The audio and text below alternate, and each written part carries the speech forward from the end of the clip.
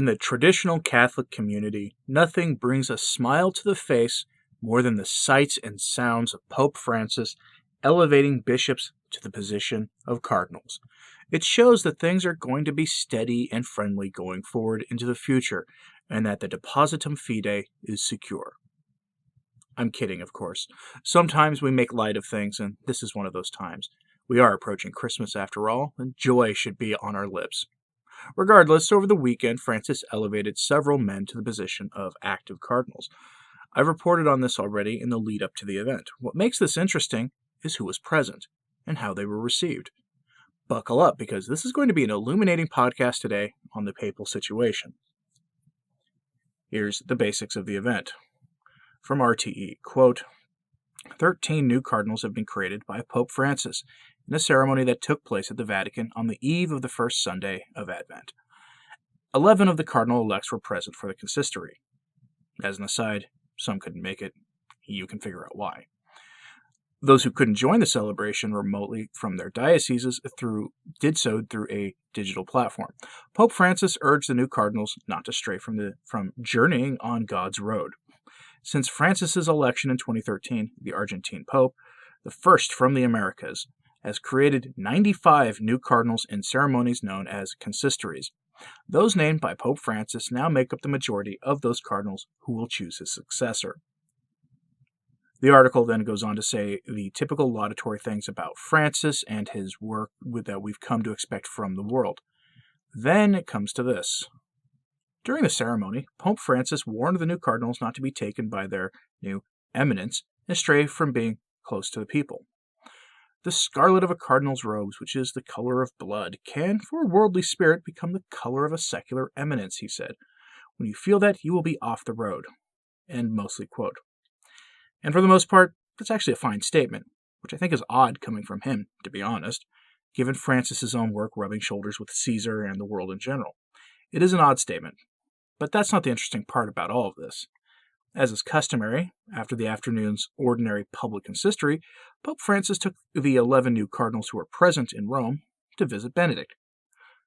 Yes, this has become customary, meaning this has happened in the previous consistories held by Francis.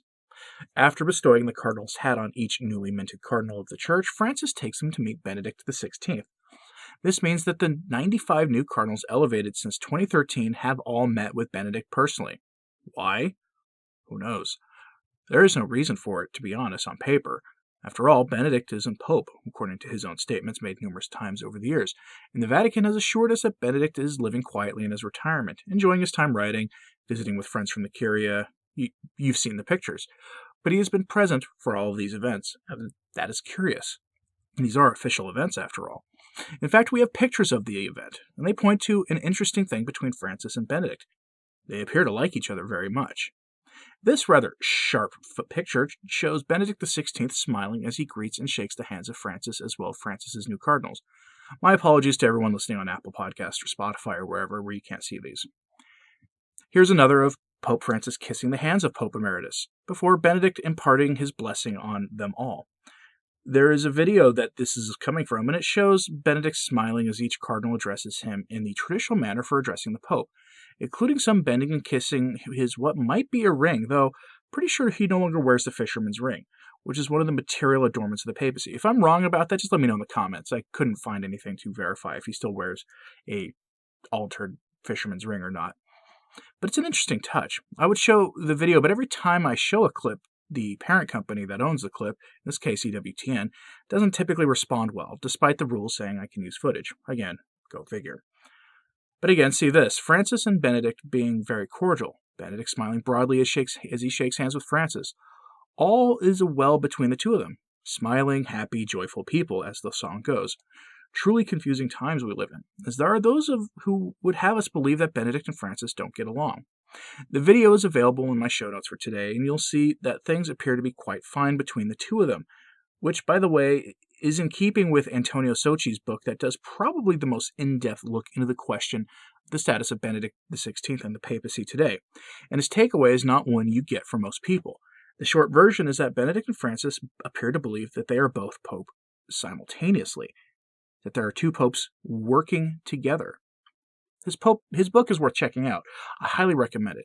And I'm not saying I agree with his findings or disagree. It is worth a read for anyone interested in untying the knot of the present papacy. If pictures from the Vatican News Agency and EWTN are to be believed, they have a fine working relationship. That is, of course, a good thing.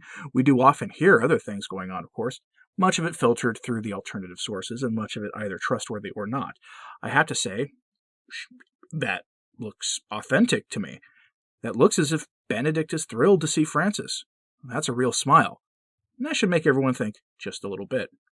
Benedict gave his blessing to each of these new cardinals, all ones who will be doing their part to assist the Pope that follows Francis, and most likely keeping Francis's work going into the future, assuming they act predictably when that time comes, whenever it comes.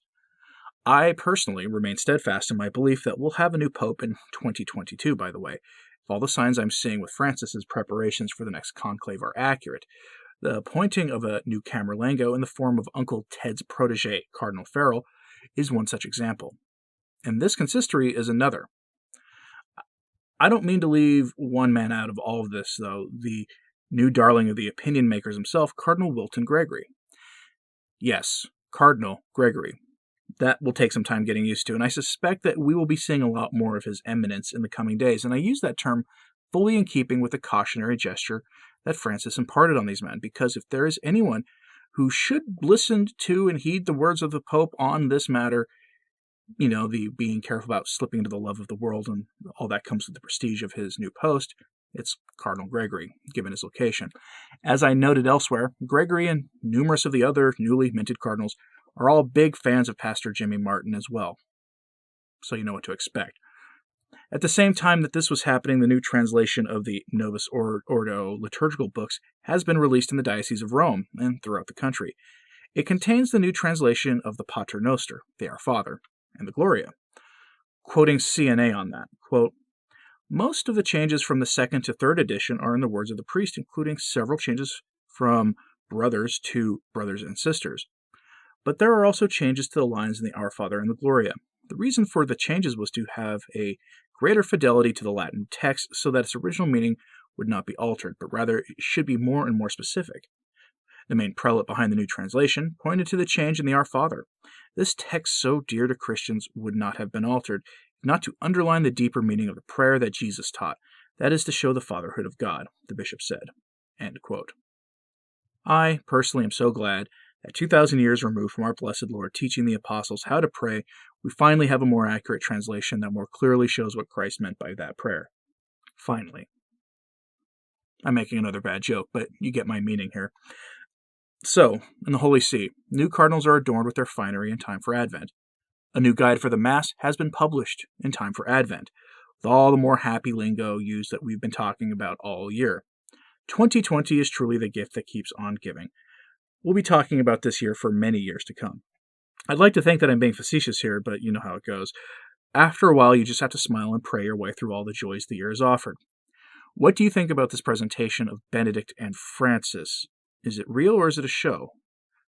Are they authentically very pleased to be in each other's company? Let me know your thoughts on this and on the cardinals and the new liturgical books that we'll likely be seeing a version of in your neighborhood Novus Ordo parish soon enough. It's usually how these things work. And as always, pray for the Church. Thank you for listening. I'm Anthony Stine. Ave Maria.